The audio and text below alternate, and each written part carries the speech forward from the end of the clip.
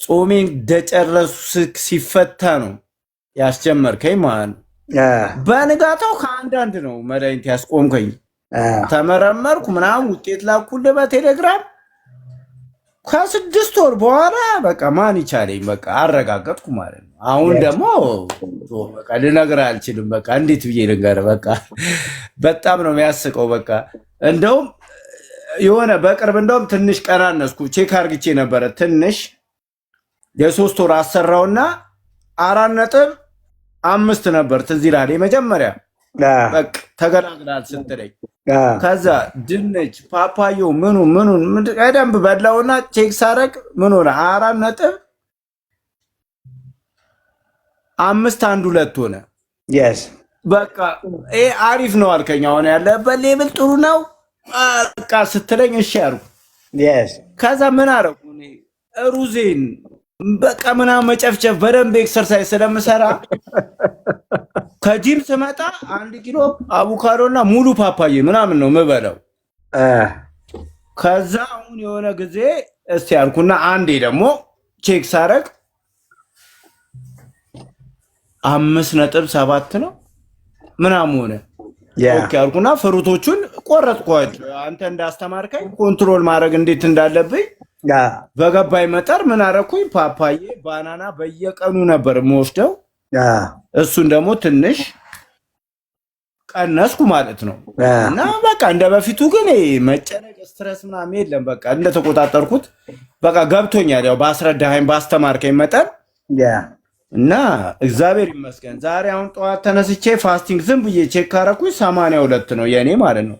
እንጀራዬን ግጥም አድርግቼ በልቼ ከ2 ሰዓት በኋላ ቼክ ባረግ 92 ነው 91 ነው በቃ ሁልጊዜ የማይጎለው በቀን ማግኘት ያለብን በቂ ፕሮቲን እያገኘህ ነው።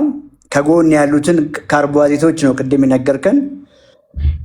እስቲ የነበረህን የሰውነት አቋም ከመጀመሪያ አሁን ጾም ስለሆነ የነበረህን የሰውነት አቋም በፊት የነበረውንና እኔ አውቃለሁ እንግዲህ በውስጥም ከዚህ በፊት ቻምፒዮንስም ላይ ስለምትልክ ክብደት እያነሳ ጡንቻ እንደገነባ አውቃለሁ። በፊት የነበረ ሰውነት አቋም ምን ይመስላል? የአሁኑ ምን ይመስላል? ንገራቸው እስቲ። ምን እኔ በቪዲዮ ራሱ በቅር ሻምፒዮን ላይ ልኬላችኋለሁ። ወላ ሆዴ ምናምን 6 ፓክ አውጥቻለሁ ነው የምልህ። ያ ቦርጭ ጠፍቶ በቃ ግራም ይገባል። ለራሴ ራሱ ማስተዋል ላይ ሳየው ይገርመኛል በቃ ሰውነቴን። እና ሲጀመር አሁን አቁም ብትለኝም ራሱ ማቆም አልችልም። በቃ እንደሱ ሆኖብኛል። እውነቴን ነው የምልህ። እና የሚገርም ለውጥ በቃ እንዴ ምን ከምገልጸው በላይ ነው የምልህ። እና አሁን እንዳስተማርከኝ እኔ ቀጠቅጣለሁ። ሊያውም ታውቃለህ ዶክተር እኔ አስኳል ምናምን አላወጣም። ለምን ሆዴ በጣም ኦኬ ሆኗል። እንቁላሌ ጠዋት ከናስኳሉ እርጎዬ አለ። በቃ አሁን ጾም ስለሆነ ደግሞ ባልከው መሰረት ድፍን ምስሬን ባቄላዬን አሁን ለምሳሌ ቦለቄ ያለ በሰሃን ቀይ ስር ብሮኮሊ ምናምን ዝኩኒ ተጠባብሶ አንድ ላይ ምሳ እየተመገብኩ ነው። እና በጣም በቃ የሚገርም በቃ ፐርፌክት ነው። እውነቴን ነው የምልህ። በመድኃኒት እኮ ይሄ ሰላም የለም ነበረ። አስበው የመድኃኒቱን ብዛት በሱ እንኳን ይሄ ሰላም የለም። አሁን ግን ከምንም በላይ ደግሞ እንቅልፌ በእጄ መግባቱ ከምንም በላይ እንዴ ለ3-10 ጉዳይ እኮ ቻርጅ ሰክቼ የሆነን ሰው 3 ሰዓት ላይ ቼክ አደርገዋለሁ ብዬ ወስዶኛል። እኔ ማለት ነው 11 ሰዓት ብንን ነው ያልኩት። ሰል ተነክቷል። በጣም ነው የሳኩት። 5 የምነቃ ልጅ ነበርኩ እኔ። በቃ ዝም ብዬ ላይ ተነስቼ ቁጭ እላለሁ። በቃ ምንም ያስጨንቀኝ ነገር የጀመርኩት ህንፃ የለም። ግን ስትረሱ ልነግርህ አልችልም። ታውቃለህ አንተ አሁን የለም አለምሸት 2 ተኩል መብራት አጠፋለሁ የመኝታ ቤቴን ጸሎቴን አርግቼ ራቴን ከበላው በኋላ እንደነገርኩ 10 ደቂቃ መቆየት አልችልም። አልጋዬ ላይ ይዞኝ ይሄዳል። ይዞኝ የሚሄደው አይደለም የሚገርመኝ 11 ሰዓት ነው በቃ ጨርሼ የምንጠራራው ማለት ነው። 11 ሰዓት በቃ እነሳለሁ። እሷን በህይወቴ ማላበላሻት ነገር ብትኖር ደግሞ እሷ ናት። እኔ ሻምፒዮን እንኳን ስንገባ ያውቃሉ 3 ሰዓት ሲል ጥያቸው ነው የሚወጣው። የፈለ ነገር ቢመጣ በቃ ለምን ረጅም ዓመት የተጎዳውበት ነገር ነው። አንደኛ ላይፍ ስታይል አስቀያሚ ነበር እና አላውቀውም ነበር እንደዚህ እንደሚተኛ ራሱ ማለት ነው። እና አሁን ለእኔ እንደመነጠቅ ነው በቃ ትንሽ እንቅልፌ ከተዛባ በቃ እና ብቻ ነገር አላውቅም። እውነቴን ነው የምልህ እና እግዚአብሔር ይስጥ ብቻ ፈጣሪ ያው ቀልድ አይደለም እንግዲህ አሁን ያለሁበትን ሁኔታ መቼ ማየዋለሁ ብዬ ማላስበው ሁኔታ ነው ላይ ያለሁት። እኔ እኮ በኮንፊደንስ ከሀገር እንኳን መሄድ አልችልም ነበር እና ይጨንቀኛል። ወይኔ ያመኘው መንገድ ላይ ምናምን እንዳለው አሁን አይደለም እንደዛ ልክ ያው አዲስ ህይወት አግኝቻለሁ። ፈጣሪ ይክፈል እንግዲህ ያው እኔ ምንም አልከፍልም። እውነቴን ነው የምልህ በርታ። በጣም ድካምህ ነው የድካምህ እንዳሉት ችግር የለውም። የድካምህ የልፋትህ ውጤት ነው። የሚከታተሉ ሐኪሞችስ ለውጥህን እያዩ ነው? ፊዚካል ለውጥህን፣ ጓደኞችስ፣ ቤተሰብ ለውጥህን ያህል ፊዚካል በአካል የሚታየው ለውጥህን ግልጽ ነው መቼም እና ያሉ የሚለወጡ ሰዎች አሉ። የሆነ ኳስ የሚጫወት ልጅ ጠርቶኝ ማለት ነው ጠርቶኝ ነው የምልህ እውነቴን ነው የምልህ እና አንተ አለኝ አቤት አልኩት። ግን የሆነ ይታወቅሃል አለኝ። ምን አልኩት? ሰውነት እኮ በጣም እየተስተካከለ ነው በተለይ ደግሞ ሆድ አለኝ። አዎ አልኩት ይታወቀኛል እና እየሞከርኩ ነው በራሴ ስፖርትም ሰራለሁ። ዋናው ደግሞ ምግብ ነው ምናምን ብዬ ያው ወጣት ልጅ ነው ከኔ በጣም የሚያንስ እና እሱ ያለበትን ሁኔታ አይቶ ነው እና በቁም ነገር አስፓልት ተሻግሮ ጠርቶኝ የዓለምሸት ሰውነት እኮ በጣም በቃ የሆነ እየተስተካከለ ነው ታውቀዋለህ ግን አለኝ። አዎ አውቀዋለሁ አልኩት። ዝም ብዬ አይደለም እንደሚስተካከል እያወቅኩ ነው እየተስተካከለም ነው አልኩት። እና እንዴ በቅርብ ራሱ እኮ የሆነ ቪዲዮ ልኬ ነበር እኔ ለራሴ ራሱ ይገርመኛል በቃ እና በቃ እንዴት ብዬ እንደምነግርህ አላውቅም። እና ለዛ ነው ወደኋላ እንድልም አያደርገኝም ካሁን በኋላ ለምን እያየሁት ነው። የምታየው ነገር ደግሞ እንዴት እንደሚያስደስት ታውቃለህ። የሆነ ሰው እኮ የሚነግደው ለማትረፍ ነው፣ ሲያተርፍ ነው የሚቀጥለው። እኔ እንደዛ ነው አሁን ይህንን የምገልጸው ማለት ነው። በቃ እያተረፍኩ እንደሆነ ፊት ለፊት እያየሁት ነው እና እንዴት ብዬ ነው ማቆመው? እንግዲህ የሆነ የሚያተርፍ ሰው እንዴት ነው የሚያቆመው? ለእኔ እንደዛ ነው የሚሰማኝ እና በቃ በጣም ትርፋማ ነኝ እንጂ በቃ ወደ ልጅነት ነው እኮ የተመለስኩት እኮ ያለ መሰልቸት። የሚገርመኝ ነገር ጂም ቤት ገብቼ በጣም ከኔ ያናነሱ ወጣት ልጆች ምንድን ነው እኮ ይሉኛል። አንድ ሙዝ በልቼ ነው ግን የምሄደው እኔ እና ኧረ ይለኛል የሆነ ልጅ አብሮኛል ዓለምሸት ምንድን ነው ሲለኝ ምንም ምግብን አስተካክል እንደዚህ ብዬ በቃ ነገርኩት። አንድ የሚቀርበኝም ብቻና ተው አቅምን እንዳጨርስ ይሉኛል። እንዴ የኔ አቅም የት ነው የሚያልቀው? ለምን አያልቅም እላችኋለሁ። እንኳን ሊያልቅ አይደለም እውነቴን ነው የምልህ እና ለራሴም አንዳንዴ ይገርመኛል። በቃ ገብቼ በጣም በቃ ፓወርፉል ሆኜ ነው የምሰራው እና በቃ ደስተኛ ስለሆንኩ መሰለኝ እንግዲህ ያው እንደዛ ሆኜ የምሰራው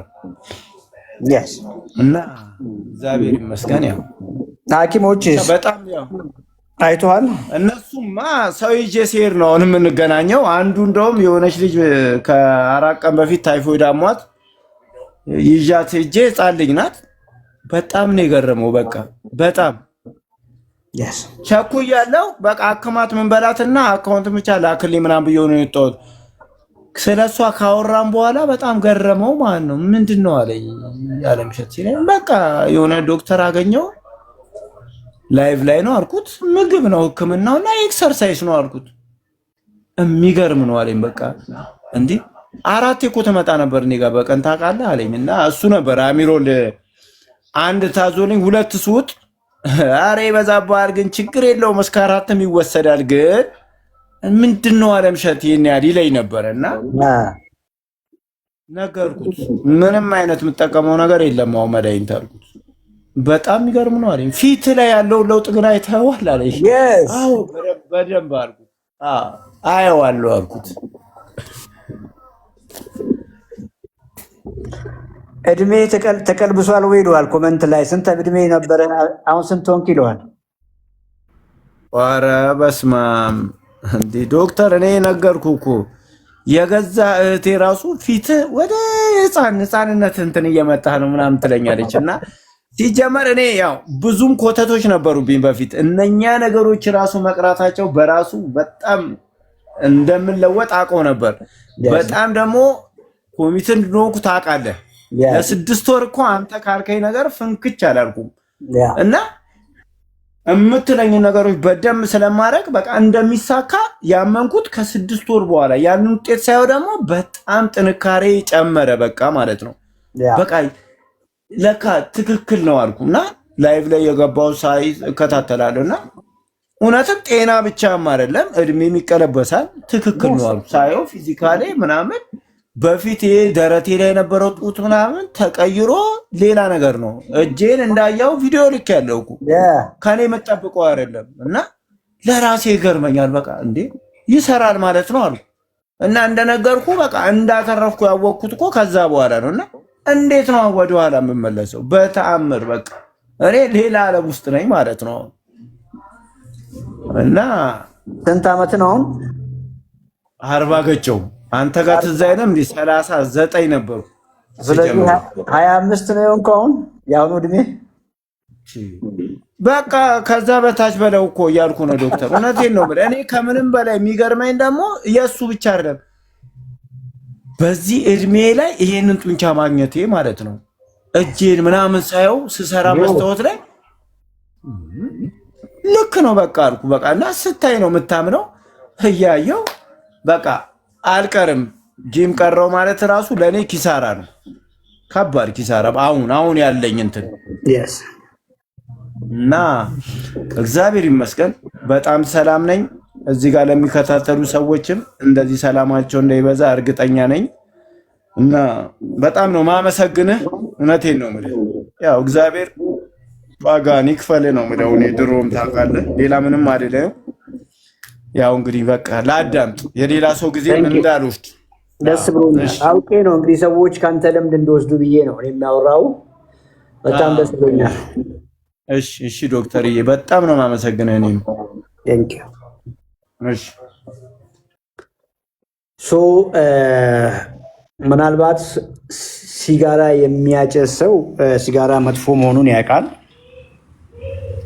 ታቆመም ላለመመለስ ይሞክራል፣ ይተዋል። አንዳንዱ ላይተው ይችላል። መጠጥ የሚጠጣም ሌላም ሱስ እንደዚያው ነው። ሮንግ ምግብም ከነሱ አይተናነስም። ባይዘቤ ሮንግ ምግብ ብለን በየቀኑ መንበላቸው ምግቦች ሲጋራ፣ አልኮል ከሚያመጣቸው ዳሜጆች ያልተናነሱ ነው። በቂ ፕሮቲን አለማግኘትም እንደሱ ነው። እንደዛ አንደርስታንድ አድርጉ። ሮንግ ምግብ መብላት፣ ሮንግ ምግቦችን የለመድናቸውን ዋና ምግብ አድርጎ በየቀኑ መመገብ፣ የፕሮቲን ግንዛቤ አጣችሁ። በየቀኑ መወሰድ ያለበት ነገር ነው ያልጎደለ ነው የሚለውን ግንዛቤ አጣችሁ ማትወስዱ ከሆነ ያው ሲጋራ ከማጨስ አልኮል ከመጠጣት ያላነሰ ኢፌክት አለው። ሙቭ አለማድረግ፣ የተከበረውን ሰውነታችሁን ከነጋ ጀምሮ ደጅ ብርሃን ላይ ሙቭ አለማድረግ፣ ወክ አለማድረግ፣ አለመንቀሳቀስም ያው ነው። ሲጋራም ይገላል፣ አልኮልም ይገላል፣ ፑር ዳይትም ይገላል፣ አለመንቀሳቀስም ይገላል።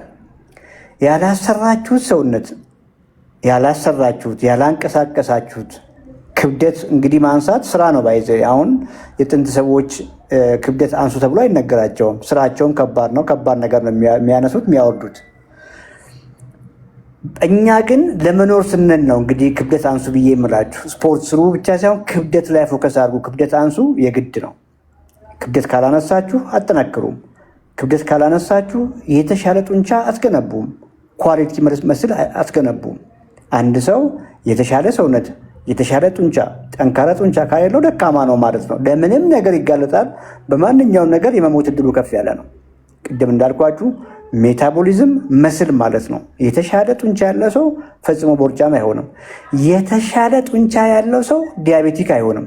ስኳር አይዞም ነው እያልኳችሁ ፋክት ነው የምነግራችሁ። የተሻለ በአይን የሚታይ ጠንካራ ጤናማ ጡንቻ ያለው ሰው ሃይፐርቴንሲቭ ወይ በግፊት የመያዝ እድሉ አነስተኛ ነው። ሊፒድ ፕሮፋይል የመበላሸት እድሉ አነስተኛ ነው። እንግዲህ ጄኔቲካሊ ካልሆነ በቀር በልብ በሽታ ሃርት አታክ፣ ስትሮክ የመያዝ እድሉ አነስተኛ ነው። ስለዚህ የሆነ የምናወራውን ነገር ላይፍ ስታይል እንደዛ አድርጋችሁ አታስቡ። ላይፍ ሴቨር ነው። ላይፍ ስታይል አይደለም ማውራችሁ፣ ላይፍ ሴቨር ነው። አለምሸትን ያገኘሁት ብዙዎቻችሁ ሳታውቁኝ በፊት ነው። ምናልባት ቲክቶክ የጀመርን ሰሞን የአመት በፊት ከአመት 6 ወር በፊት አካባቢ ይመስለኛል ኦንላይን ያገኘ ነው። ኦንላይን አግኝተ ነው ሰፖርት ያደረግ ነው። ልጁ የሚገርም ስብዕና ያለው ልጅ ነው። በጣም በእምነቱም ተቀርጾ ያደገ ልጅ ነው። ይሞክራል። ፋይናንሻል ስትራግሎች ነበሩበት። ብዙዎቻችሁ ገንዘብ ችግር ሳይኖርባችሁ ነው የምትታመሙት። በዚያን ወቅት ላይ ፋይናንሻል ስትራግል ውስጥ ነው የነበረው። እንደዛም አድርጎ በጣም ቺፕ በሆኑ ምግቦች ነው ሰውነቱን ሪኮምፕ ያደረገው። ቺፕ በሆኑ በጣም ርካሽ በሚባሉ ምግቦች ነው የተሻለ ሰውነት መገንባት የቻለው። ሰውነቱ እየቀነሰ ቦርጩ ነው እያልኩ፣ ሰውነት መቀነስ ቦርጭ ነው የማስበው። ባይዘ ምናልባትም አለምሸት በክብደት አንጻር በፊት ከነበረው ክብደት ከፍ ያለ ክብደት ላይ ያለው፣ አሁን ግን የተሻለ ሰውነት ነው ይሄኛው። የተሻለ አቋም ነው ያለው። ቦርጭ ወይ ፋት ኮምፕሊትሊ ቀንሷል። እሱን ተከትሎ የነበሩ የግፊት መድኃኒት ይወስድ ነበር፣ አቆመ። የስኳር መድኃኒት አቆመ። ዲፕሬሽን ብሎ የዲፕሬሽን ሜዲኬሽን ላይ ነበረ፣ አቆመ። የእንቅልፍ ችግር ነበረበት። እንግዲህ ዶዙ የመድኃኒቱ በየጊዜው ይጨመር ነበር። ቅድም እሱም እንደነገረ ኮምፕሊትሊ አቁሞ አዲስ ህይወት ውስጥ ነው ያለው። የአለምሸት ታሪክ የሁላችሁም ነው። እንግዲህ አስቡ፣ አለምሸት ኦልሞስት ኦንላይን ነው የተማረው። በአካል መጥቶ እንኳን አስተምረናቸው ብዙን የማይለውጡ ሰዎች አሉ። ቢኮዝ ስንፍና ካለ ድክመት ካለ እኛ እሱ ላይ ብዙም ነገር አንቀይርም። የእኛ ሮል ራይቱን ነገር አሁንም ያለምንም ፔይመንት ለማህበረሰቡ እዚህ ኦንላይን እንደምናስተምረው ሁሉ ኦፊስ ስትመጡም የራሳችሁን ፐርፌክት የሆነ ሚል ፕላን፣ ኤክሰርሳይዝ፣ ስትሬስ ላይ እንቅልፍ ላይ ራይቱን ወይ ጋይድ ማድረግ ነው። እኛ ስራ ጋይድ ነው የምናደርጋችሁ። በፈጸማችሁት ልክ ነው የተሻለ ጤና የምታገኙት። አትርሱ ይሄንን። ኦኬ አትርሱ።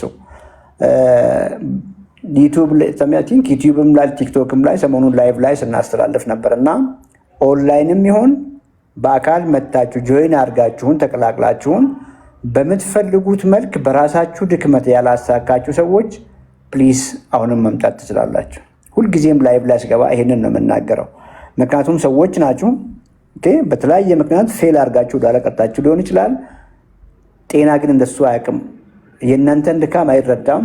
ሮንግ ነገር እያደረጋችሁ እስከሆነ ድረስ ህይወታችሁ አደጋ ላይ ነው ያለው፣ ጤናችሁ አደጋ ላይ ነው ያለው። በማንኛውም ታይም ስልክ ላይ ያሉ የእኛ ስታፎች አሉ።